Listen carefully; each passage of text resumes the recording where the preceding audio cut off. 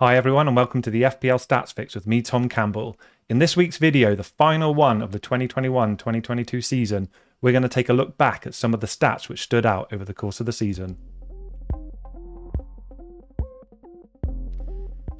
Hi everyone and welcome to the FPL Stats Fix with me, Tom Campbell, for the final time of this season. Now, I just want to say I really hope everyone has enjoyed this series of videos in relation to the stats that fantasyfootballfix.com provide. Hopefully you have. Do please leave a comment down below and let us know whether or not this is something that you've enjoyed, whether or not this is something you want to see more of next season, and I'm sure we'll be able to respond to those. Also, thank you guys for all of the awesome feedback we had in relation to last week's video, where I actually took a look at the beta version of the Chrome plugin, the extension, and if you haven't had a chance to look at that video, then I would really encourage you to do so.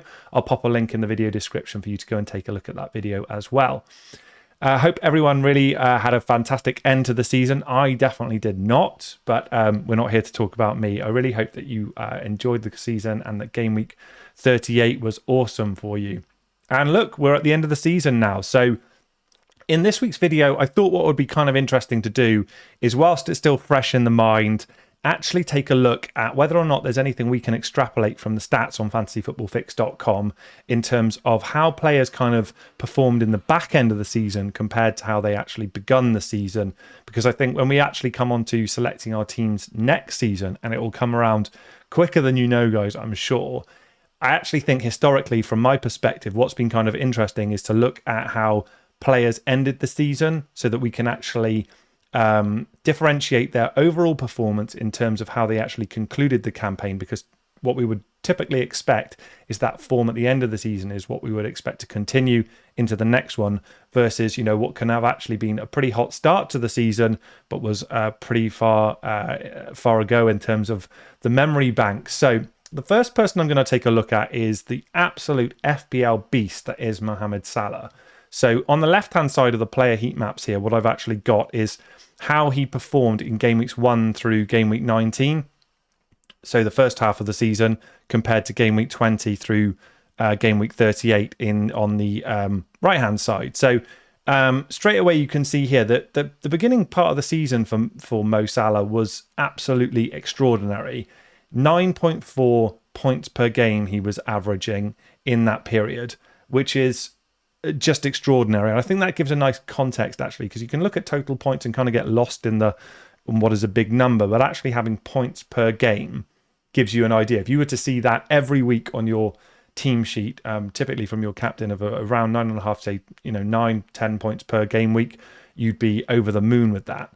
Now, 5.6 points per game in the second half of the season is a noticeable drop-off. Yes, it's still good. Obviously, you're paying an absolute fortune for Salah, but I did think that was kind of interesting to note that there was a noticeable drop-off. Whether or not that was related to the African Cup of Nations, who knows? But actually, I think straight away that rudimentary stat there, points per game, 9.4 compared to 5.6. Are we seeing a downturn in Salah's output? I'm not necessarily convinced that that's the case. If you scroll down, there's nothing really in the heat maps to suggest that there was anything kind of different in relation to where he was operating. I would say it's still primarily on that right-hand side, inside right-hand channel. Scrolling down and actually looking at the overall metrics here.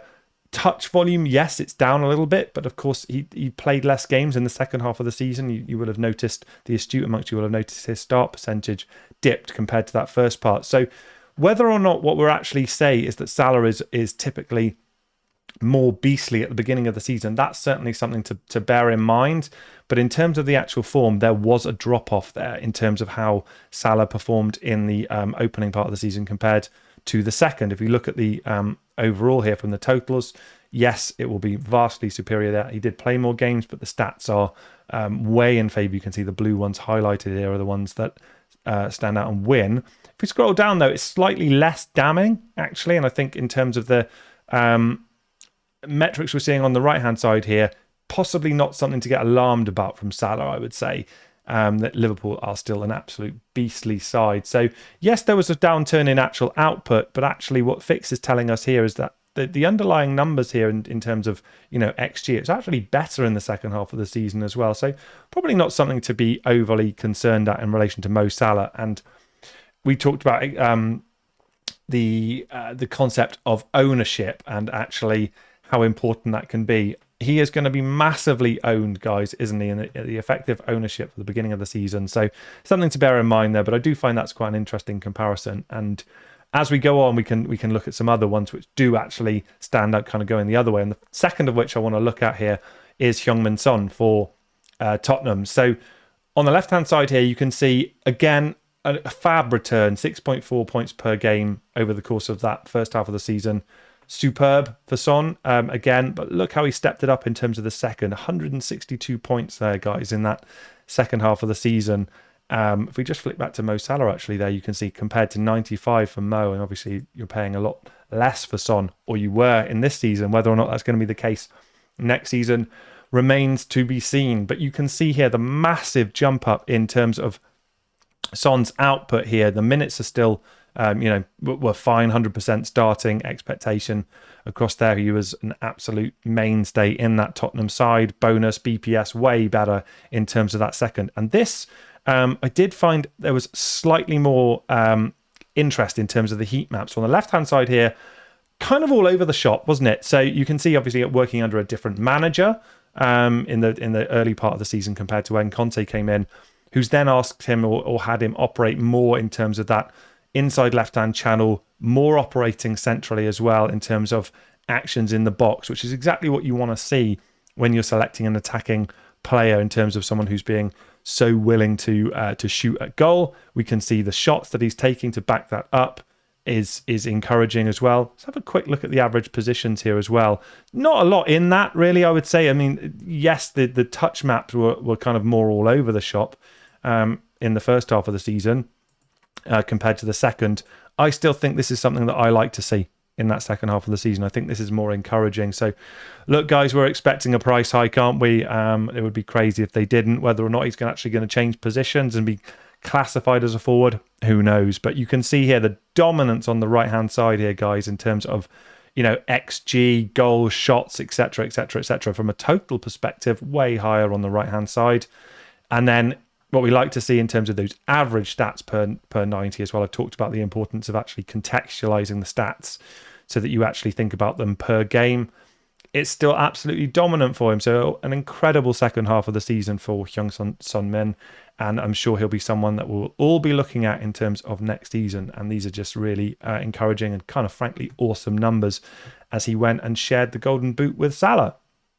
Now, the third player I wanted to take a look at is somebody way less, I guess, obvious, and that's Marc Cucurella of Brighton. I suspect that he was going to get a lot of interest in terms of potentially being taken away or signed from the South Coast team. We'll see. I know he's been mentioned to Man City already in the early transfer news, I guess. But what's kind of interesting here is if you were to just look at points per game from the first half of the season compared to the second, not a lot in it. In actual fact, there's been a downturn, still kind of around about that 3 to 4 points per game operating in a Brighton defence.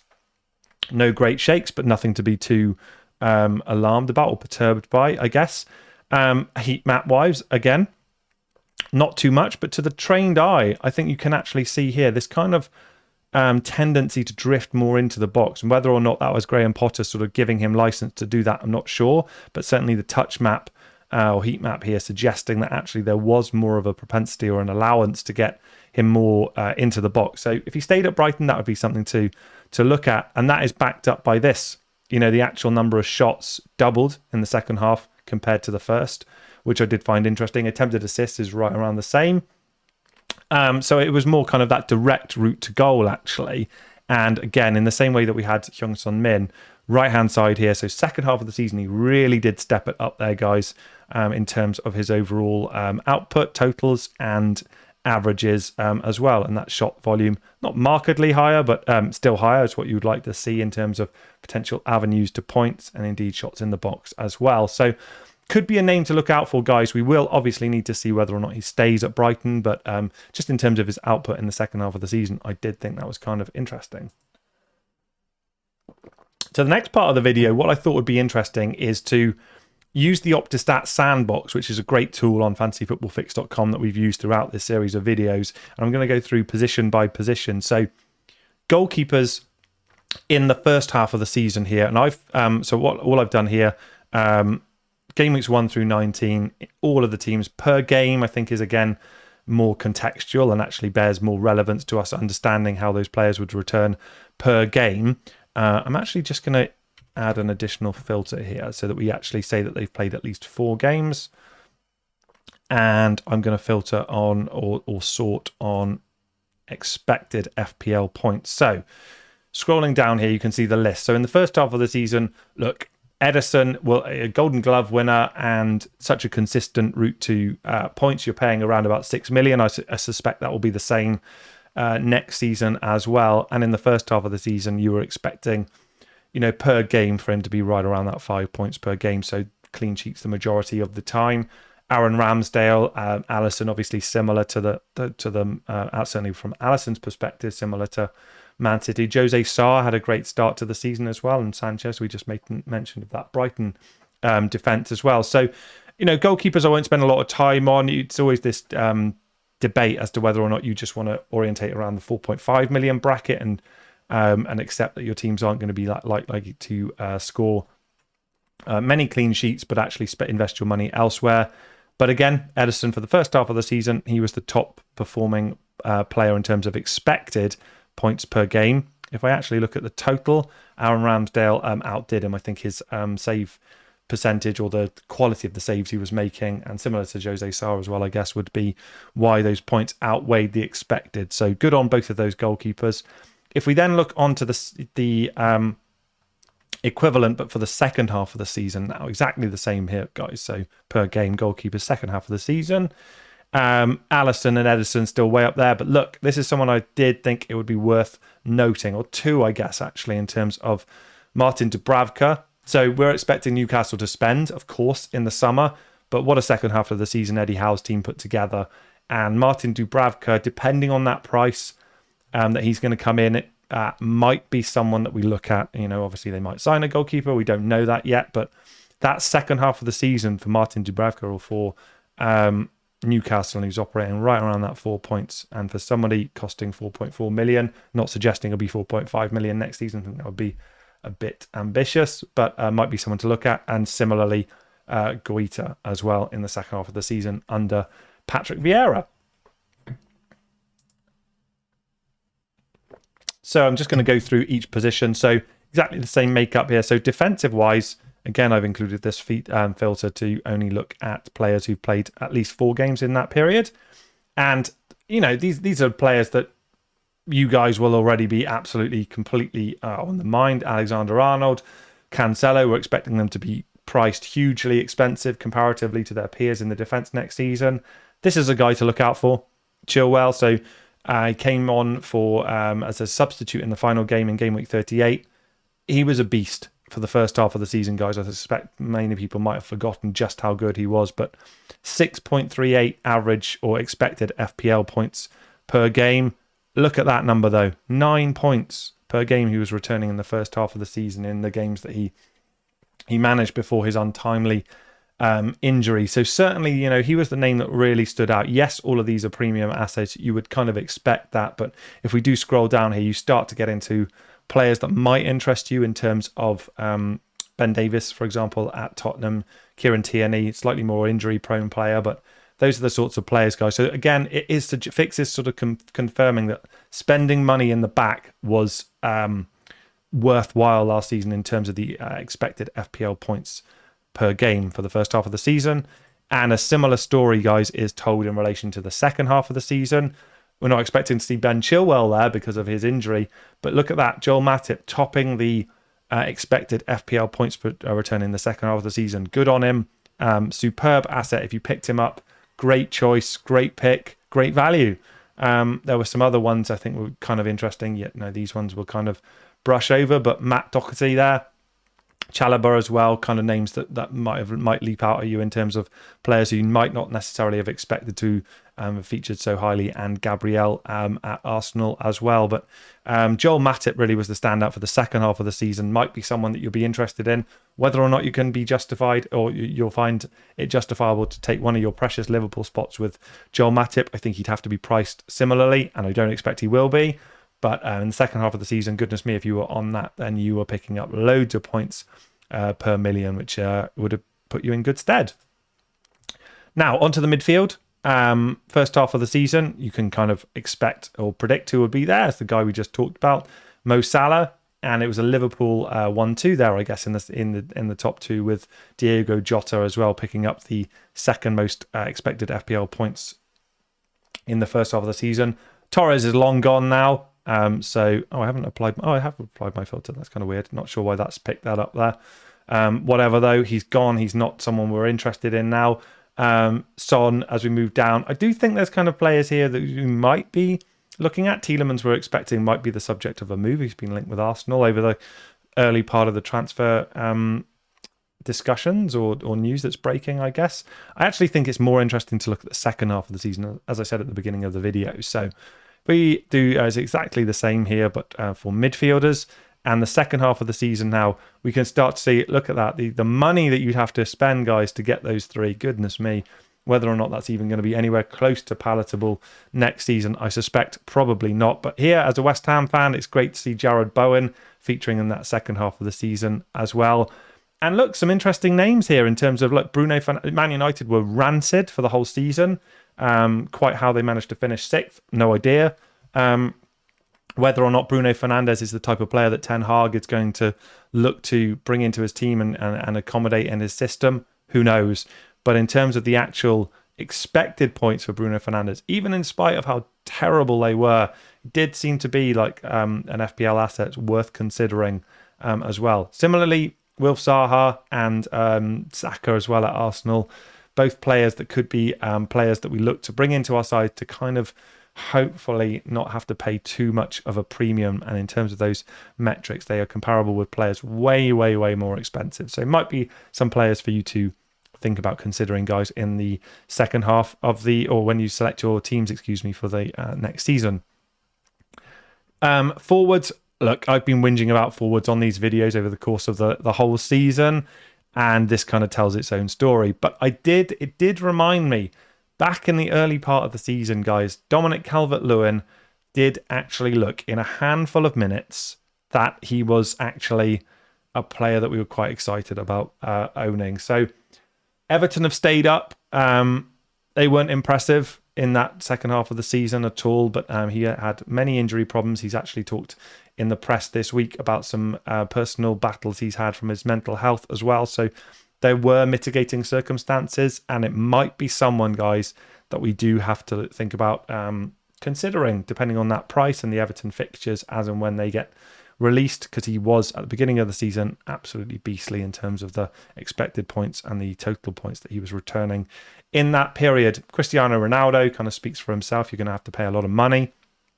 Right now, United don't really have many other striking options, with Mason Greenwood unavailable because of the criminal case, and Edison Cavani leaving the club. Martial expected to not return as well. So there may be some movement in terms of the transfer market for Man United up front, but Ronaldo has already been outlined by Ten Hag as someone who will play an important part in the system. So not someone to write off, despite how insipid United were. And some other names here, which I'm not going to dwell on. Antonio obviously fell off in the second half of the season, which we're going to move on to now and take a look at, just make sure that's been set to forward. Indeed, it has. So second half of the season, this is the name that leapt out at me, guys, was Callum Wilson. Now, he's only just returned from injury, so I wanted to make sure, even though it's in a handful of minutes, I think he's going to be someone who it would be sensible for us to think about. Now, whether or not Newcastle are just going to blow him out of the water in terms of signing forwards which are going to reduce his game time, that remains to be seen. If they don't, then that is someone who I'm not expecting to be priced hugely yet. Newcastle did not, finish in the top 6 or anything like that. They finished the season well, but I don't expect FPL to price him out of the market. And he's a player who I've always liked, and he's always backed up with good stats. And if they can add to that or to continue the forward momentum, there's no reason to suggest that they won't. In terms of they're expected to strengthen the squad, then he was someone who really did stand out to me in terms of the second half of the season metrics. Now, the final aspect of today's video, guys, is just something that I think we don't actually think about at a high level is which teams actually pick up the most FPL points. So I toggled over to teams rather than players now. So this is still using the Optastat sandbox. And all I've done here, so this is the full lens, game week 1 through 38, so the whole season. I've set it to per game. So you can basically see here that it's kind of spooky how closely it mirrors the top 5. It's only those 2 positions, isn't it, that are flipped in terms of the actual league table. But these are the so what Fix is telling us here is that these teams are actually picking up on average these amount of points per game. So it would make sense that you'd want to select players from that. I thought that was a really interesting way of kind of considering it. Now, that's over the course of the whole season as well. So you can see kind of Crystal Palace, maybe not a team that you'd expect to be 7th in the overall league. So might be a suggestion there to kind of look at those. Now, in keeping with the whole the rest of the video, let's adjust that now to look at the first half. So we've got those numbers in our head now. If we look at the first half of the season, just make sure that's filtered correctly. Yes, it is. Not a lot of difference there in terms of the first half, but you can see Crystal Palace are kind of nowhere near being visible here. I have to scroll down and they're way down in the mid-table here. So it kind of gives you an idea of the second half of the season form in terms of picking up those FPL points. Yeah, so this is the first half of the season. I think it would make more sense to look at the second half, as I say. So if I change that to 20 and change this to 38 and look at the back end of the season or second half, that's already been filtered correctly. And indeed, you can see Palace there. So Palace, Leicester, Newcastle, West Ham, and maybe a little bit lesser Aston Villa. You can start to see, actually, guys, that these might be teams that we look to consider when we're actually putting together our pool of players for selecting our teams next season. And I really found that kind of interesting. I was not expecting Crystal Palace to be knocking on the door of that kind of equivalent level of Chelsea, for example, and Leicester as well. So just something to bear in mind, really, guys. I think the FPL, the Optastats sandbox on fantasyfootballfix.com is an awesome tool to try and contextualize this information in different ways, and I find that really interesting. So those are some teams which kind of leapt out at me. Look, there is a ton here that you can dive into, guys. I would encourage everyone to get amongst it. Don't lose all of your momentum whilst it's still fresh in your head. Get over to fantasyfootballfix.com. Do subscribe to the site as well. Pull together the information that you want. You can revisit it after the summer break, and it'll you'll actually have your pointers there. So that's why we've released this video when we have. Again, I will include a link in the description, guys, to the last week's video, which talks through in detail about the awesome Google Chrome extension, which is currently in test as well, which you can take a look at, and it brings basically fantasyfootballfix.com features onto the FPL website, and it's just awesome. I think you guys are going to absolutely love it. Thanks everyone for all of your great comments on that video. Do please smash a like on the video on your way out. I really hope you've had a great season, guys, and I look forward to talking to you again throughout the summer with some other type of videos that we're going to be doing, and also of course into next season when the FPL Stats Fix will return. So until next time, guys, take it easy and see you soon. Bye bye.